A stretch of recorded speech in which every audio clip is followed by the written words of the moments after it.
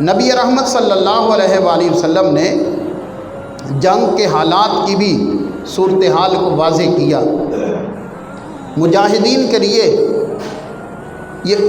فرمایا جاتا کہ تم نے جب کسی بستی پر، چونکہ مقصد اعلاء کلمت اللہ ہے، مقصد اللہ کی کلمہ کو بلند کرنا ہے، تو لہذا مسلمانوں کا مقصد ان کے گھروں کو تباہ کرنا نہیں ہے، کافروں کے گھروں کو تباہ کرنا مقصد نہیں۔ باقاعدہ ہدایات کی جاتی کہ تم نے بوڑھوں کو کچھ نہیں کہنا، تم نے خواتین کو کچھ نہیں کہنا، بچوں کو کچھ نہیں کہنا،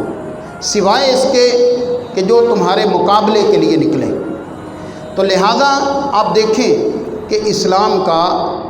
یہ تشخص جو اعلاء کلمات اللہ کے لیے جہاد کی صورت میں اسلام نے امت کو دیا ہے، کس طرح خوبصورت اس کے اندر انداز ہے کہ اسلام ان حالات کے اندر بھی، جنگ کے حالات کے اندر بھی انسانیت کا کس قدر خیال رکھتا ہے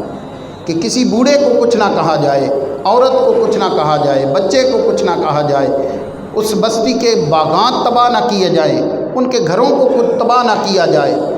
یہ دیکھیں کتنا خوبصورت انداز ہے۔ اس کے مقابلے میں آپ کافر کو دیکھیں کہ کافر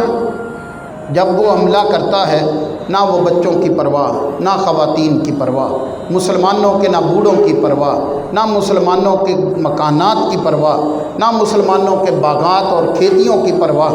یعنی ہر چیز تباہ و برباد کرنا چاہتا ہے۔ تو لہذا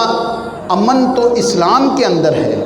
امن تو اسلام کے اندر ہے جس نے انسانیت کا اس قدر وقار، اس کا خیال رکھا ہے، اور اسلام سے ہٹ کر انسانیت کی تباہی ہے۔